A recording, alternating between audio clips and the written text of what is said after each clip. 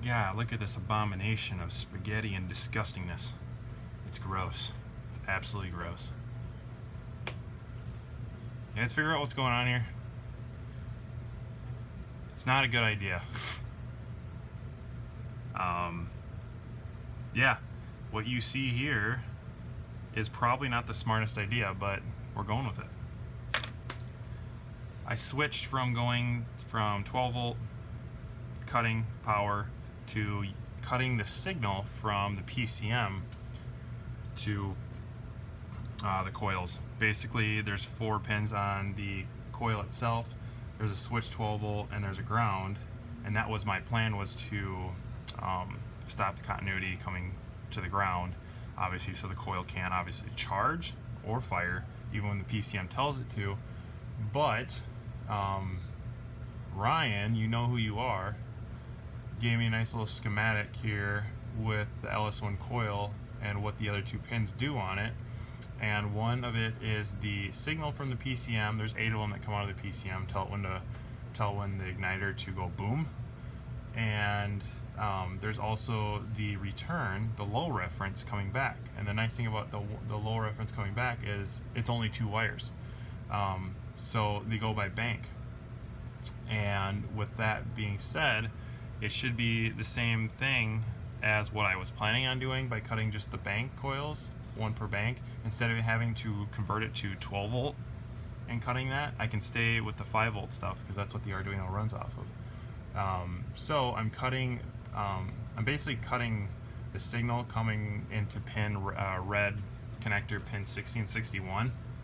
And what I'll have to do, if anybody else wants to do this too, what they'll have to do if you're running this exact same setup or you get a PCM that's like this, you'll have to pull those pins out of the harness and you'll connect them to one of the unused pins on the blue connector, and the one that I showed them, which is the first 2 that are available. And it's nice because they're right next to each other, is pin 49 and 50. And then you would plug that in, you would cut the leads on the PCM, and then you would connect 2 wires and bring them down to these relays here. I would do this with a solid state. I have these 2 mechanical ones. And from what I'm looking up, I thought it would have to be within like 1 or 2 milliseconds. It really doesn't. You can obviously kill it for 10 to 15 milliseconds. The RPM is going to drop more versus it just banging off the rev limiter really, really fast. I don't care. I wouldn't mind having a 100 RPM drop by the time it hits its limit and then comes back down and kicks back on. So I think these will work for now. And we can test it because I got a few of them, and they're nice because they, as you can see, they have 6 input / outputs. Obviously you have your signal, you have your 2 5 volt, we should use this, your signal here, that are basically where the Arduino would say, hey, do something, and then you have your positive, your ground, and then you have your this right here would be coming from the coils, the low reference. So after the PCM sends a signal, it comes back, and I have it set to normally closed. These relays have both normally closed and normally open, so depending which one you have set to, it'll do either or. So I have them plugged into normally closed, meaning that it's making a circuit when it's dead or not being used. What it should do is cut the power to these relays and see if it still makes the connection, but it should.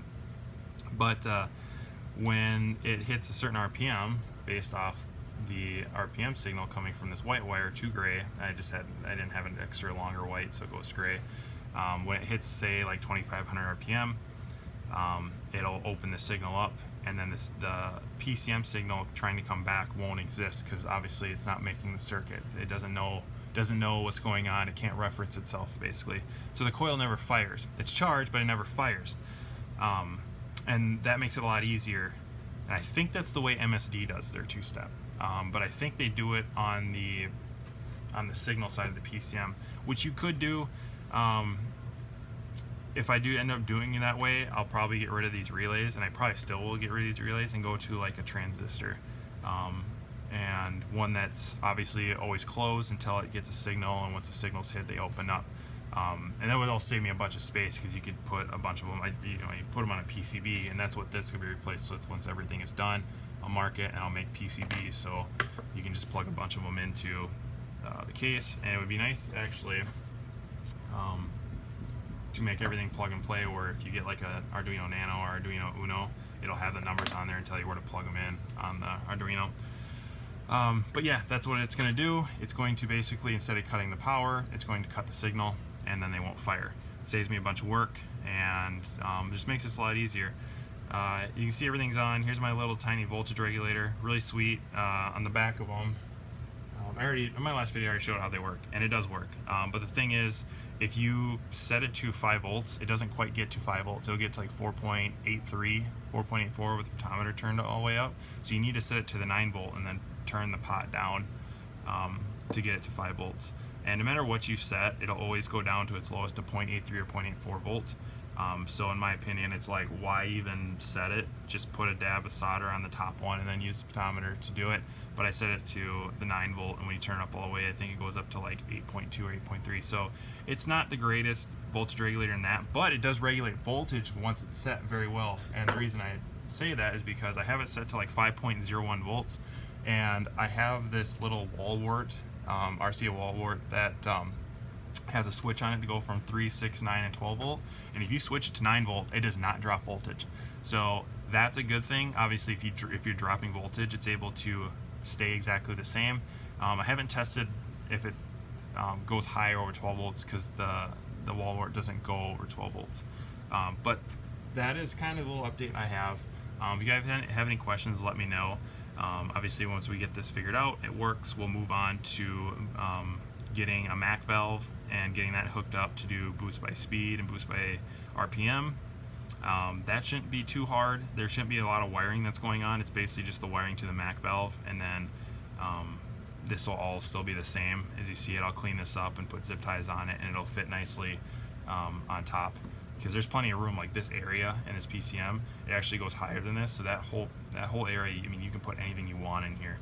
And then there's a little bit of space that sits on top of the covers. I don't have one on hand right now. They're all in the garage, getting ready to be painted. But like the back cover goes on here, and there's plenty of space too, and especially if these are all insulated, you don't have to worry about that. But yeah, then getting the Mac valve hooked up and doing that would be great. And I need to start figuring out how to read the gear command off the PCM, so you could also do boost by gear. And then from there it will be done, and I'll start asking questions on what other things people want to see in an ECU that they already don't have in their stock one. So if you guys have questions, let me know. If you have any pointers or you have any recommendations, please let me know too, because like I said, I'm a novice at this. I'm not a professional. I know enough to smoke wires and get dangerous and then make it kind of work. So later.